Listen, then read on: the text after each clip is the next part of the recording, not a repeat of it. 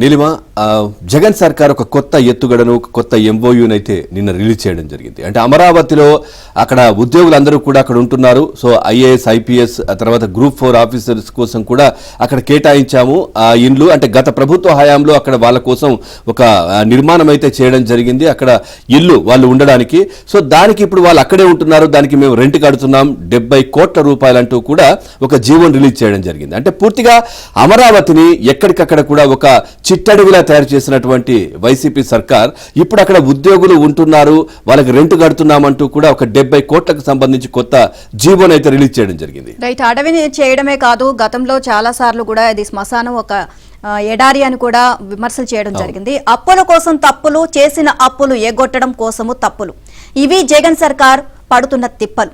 ఈసారి ఏకంగా భారీ ఇంద్రజాలం చేశారు. అమరావతిని చిట్టాడివిలా మార్చేసిన జగన్ సర్కార్ అక్కడ నిర్మాణమే పూర్తి కాని భవనాల్లో అధికారులు నివసిస్తున్నారు అని, దీనికోసం సిఆర్టీఏకు 70 కోట్లు అద్దె రూపంలో కట్టాము అని ఒక అబద్దాల కథ అల్లింది. 70 కోట్లు విడుదల చేస్తూ నిన్న ఒక తప్పుడు జీవో కూడా విడుదల చేసింది. ఇదంతా బ్యాంకులకు చెల్లించాల్సి వచ్చే 1200 కోట్ల అప్పును తప్పించుకునేందుకే.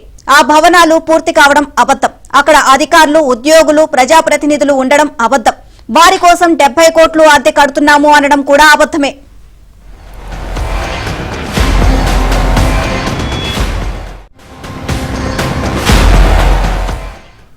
అమరావతిలో చంద్రబాబు హయాంలో ప్రజాప్రతినిధులు, ఐఏఎస్లు, ఐపీఎస్లు, గెజిటెడ్, నాన్ గెజిటెడ్, గ్రూప్ 4 ఉద్యోగుల కోసం ప్రత్యేకంగా వసతి భవన నిర్మాణం చేపట్టారు.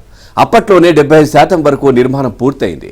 వాటిని చంద్రబాబు హయాంలో బ్యాంకుల కన్సార్షియం నుంచి 1950 కోట్లు అప్పు తెచ్చి నిర్మించారు. 2017లో ఈ ప్రాజెక్టుల అంచనాలు తయారు చేసినప్పుడు 2560 కోట్లుగా నిర్ధారించారు. ఇందులో 500 కోట్లు ప్రభుత్వం ఇవ్వాలి, మిగిలిన వాటిలో 1950 కోట్లు బ్యాంకులు అప్పుగా ఇచ్చాయి.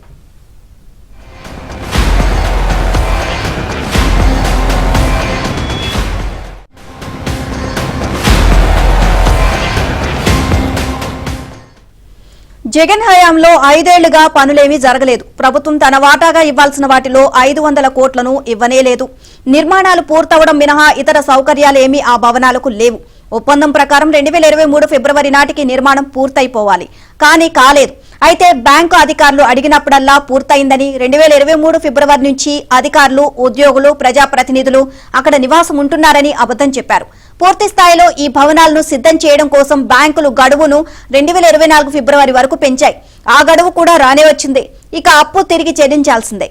ఇప్పుడు ఏడాది నుంచి ప్రభుత్వం తాను చెప్తున్న అబద్ధాన్ని మరింత గట్టిగా చెప్పడం కోసం నిన్న అబద్ధాలతో కూడిన మరో జీవో ఇచ్చింది.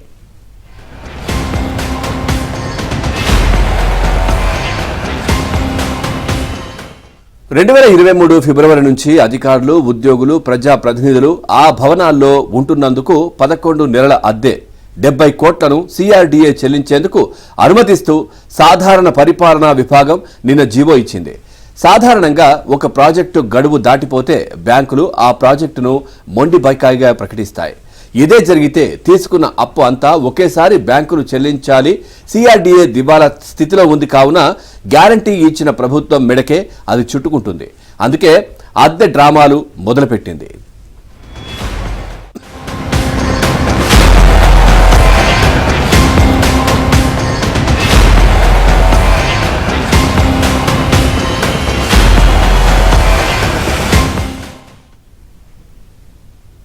అదే ప్రజాప్రతినిధులు, అధికారులు, ఉద్యోగులకు వసతి కోసం ప్రభుత్వం ఏడాదికి 40 కోట్లు ఖర్చు చేస్తుంది. ఉద్యోగులకు ఉచిత వసతి గడువును ఇటీవల పొడిగించారు.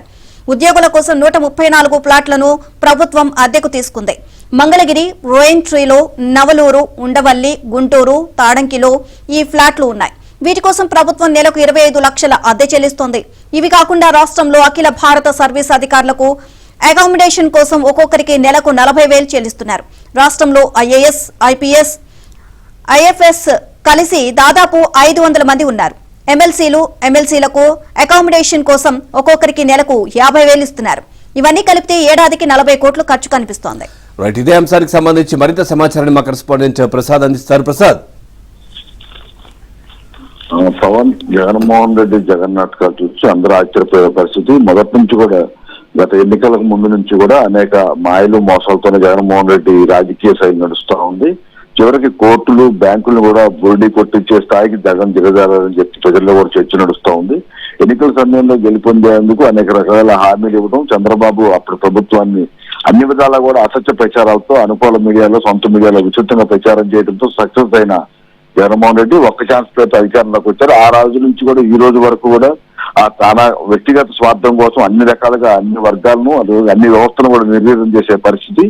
ముఖ్యంగా ఆయన ఇచ్చిన హామీలు ఒకసారి కనుక గుర్తు చేసుకుంటే మొత్తం రాజధాని దగ్గర నుంచి అన్ని అంశాల్లో కూడా పూర్తి స్థాయిలో మోసం చేయటం, కేవలం తనకు వ్యక్తిగతంగా ఏ విధంగా లబ్ధి చేకూరుతుంది, ఏ విధంగా వచ్చే ఎన్నికల్లో గెలుపొందొచ్చు అనే కోణంలో తప్ప ప్రజలకు ఎంతవరకు మేలు చేస్తున్నాము, రాజధానిని ఏ విధంగా అభివృద్ధి చేస్తున్నాము, అదేవిధంగా రాష్ట్రాన్ని ఏ విధంగా అభివృద్ధి చేస్తామనే అంశంపై కనీస ఆలోచన కూడా లేకపోవడం మాత్రం రాష్ట్రానికి దాన్ని అన్యాయంగా పరిగణిస్తా ఉన్నారు. ఇక తాజాగా అయితే ముఖ్యంగా అమరావతి రాజధాని ఆ రోజు తాను ఇక్కడే ఇల్లు కట్టుకున్నాను, నేను అభివృద్ధి చేస్తానంటూ ఇక్కడ ఇదే అమరావతి గడ్డపై కూర్చొని ప్రకటనలు ఇచ్చిన జగన్మోహన్ రెడ్డి ఎన్నికల్లో విజయం సాధించిన తర్వాత ముఖ్యమంత్రిగా బాధ్యతలు స్వీకరించిన తర్వాత అసలు కోణం బయట పెట్టారు.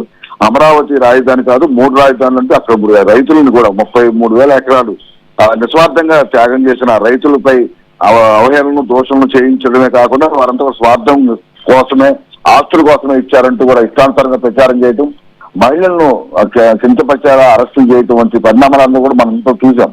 ఇప్పుడు తాజాగా చంద్రబాబు హయాంలో అదే రాజధానిలో భారీగా భవంతులు ఏర్పాటు చేశారు. అధికారుల కోసం, ఎమ్మెల్యేల కోసం క్వార్టర్స్ కూడా నిర్మాణం జరిగింది. దాదాపు 70 నుంచి 80% పనులు కూడా చంద్రబాబు హయాంలో పూర్తి చేశారు. కేవలం 20 నుంచి 30% అంటే ఇంటీరియర్ డెకరేషన్ కావచ్చు, లోపల ఇతర వస్తువులు కల్పిస్తే పూర్తి స్థాయిలో అందుబాటులోకి వచ్చి అందరూ ఉపయోగించుకునే అధునాతన భవంతులు కూడా పూర్తిగా నిర్వీర్యం చేశారు. ఈ రోజు మొండి గోడలు ఉంచేలా చేశారు. ఈ నేపథ్యంలో మొత్తం మీద వీటికి సంబంధించి ఇప్పుడు డబ్బులు కట్టాల్సి రావడంతో 2,000 కోట్లు అప్పు ఎక్కొట్టడానికి 70 కోట్లు అబద్ధం చేస్తూ మరో మాయ చేశారు. దీనికి సంబంధించి బ్యాంకులు కూడా న్యాయస్థానాన్ని మోసం చేస్తున్న తీరుపై అందరూ కూడా సర్వత్రా ఆశ్చర్యపోతున్నారు. ఇప్పటికైనా కూడా జగన్మోహన్ రెడ్డి తన మాయలు ప్రజలకి, రాష్ట్రానికి మేలు చేసే విధంగా చూడాలని కూడా అందరూ